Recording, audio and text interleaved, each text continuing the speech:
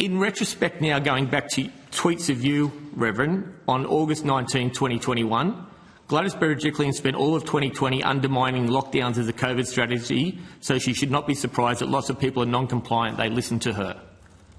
So how would that tweet from you go in a world now where we're creating this trust that was just used by your person here, and health and harm? I know we've got Dr Nick Coatsworth today, but this bill goes a lot to health and causing serious harm and undermining public health.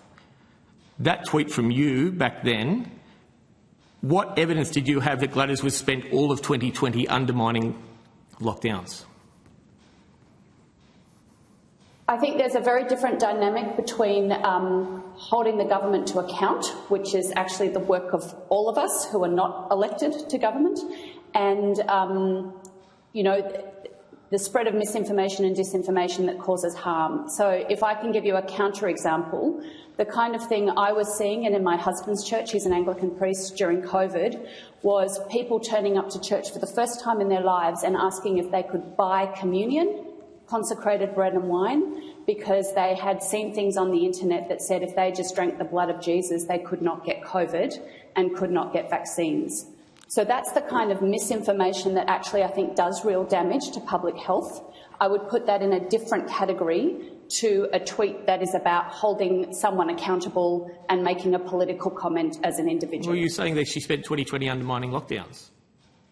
Would that be fact-checked? Well, she had a different policy. That's maybe the perspective of Victorian, but I don't think that's what we're here to discuss today. Well, it is. This is on social. This isn't someone... And you're talking about churches or other religious beliefs saying the blood of Christ could solve COVID, which could be, under this definition, a reasonable religious belief. It seems everyone coming here in support of this bill says it's great as long as it doesn't apply to us. And it doesn't apply to reasonable religious belief. Equally, a few days later, you said the New South Wales PM's live with COVID approach might sound fine, even attractive to those who are sick of lockdown, until we imagine it is one of our loved ones being maxed out on sedatives in understaffed ICUs. So this is a undermining of public health advice. And I don't think the government was right 100% of the time, but these are the sorts of tweets that will be able to be censored and will be able to be censured by people, tweets that you have written. This is the very essence of what might be done in a public situation again. And if they are good enough for you to write, why can we... And I'm not saying they shouldn't be tweetable. I'm saying these are the things that get the question marks, are things you've written, things you have done, and a prime example of what this bill may shut down next time around. Why is that right? Senator, if tweets that I or anyone else in the Uniting Church had written were shown to be verifiably false and a cause of harm, which is the language of this bill, I would be more than happy for them to be removed. But I think that is a measure. This is about all being equally accountable. And, I mean, those aren't even particularly religious in content. No. They're political tweets. And that's what I said, yeah. Yeah. I don't think they're wrong. But that verifiable falls down when penalties as much as 5% of global turnover, we've had that thing, can be there. Surely these tech companies will be overly careful so that they don't get there. So will it be the balance of probabilities? Will it be that when it comes to religion, I said the other day there are 20 religions with over a million followers. There are many more non-believers. On the balance of probability, any one religion is wrong, right? Just looking at that sort of thing. When you come down to it, this creeping thing of having to, when we go from provable wrong, when do we go to provable right on this creep? And you talk about the tech platforms are the ones that judge these. How will China and TikTok go, or other countries with different values? What's their acceptance of religion at the moment? How do you think reasonable religious views go in countries that don't support religion, that actually crush religions?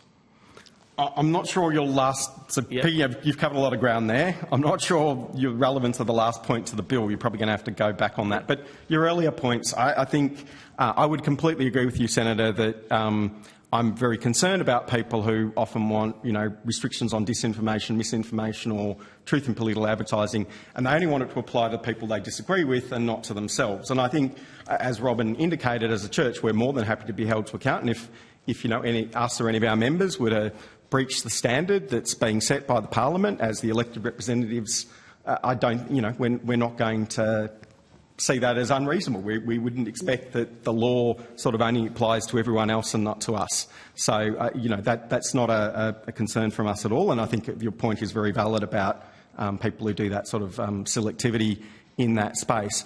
I'm not quite sure, though, about in terms of the tech companies, my point was the tech companies are already doing content management. They are already deciding what stays up. Okay. But if you allow for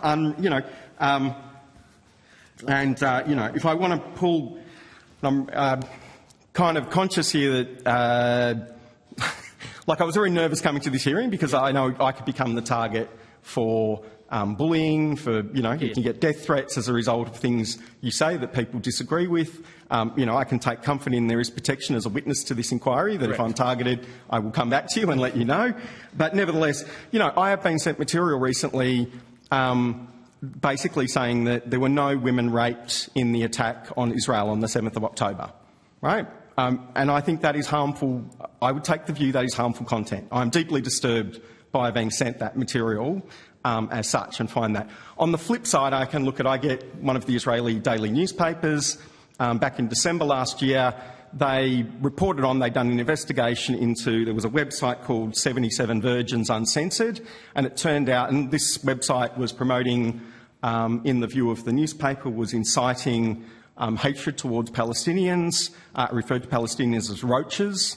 It was being run unauthorised by members of the Israeli Defence Force military psychological warfare unit. These are kind of harmful, I would suggest, these are sort of harmful contents that I think it's not unreasonable for a government like ours in a democracy where, we have elected by the people, for the government to play a role, in the same way it has on a range of other laws that seek to restrict free speech in the public interest. And we can debate where those lines lie. I think that's a completely valid debate to have, but I think an argument that says we should have no restriction on free speech, I don't think is in the public interest.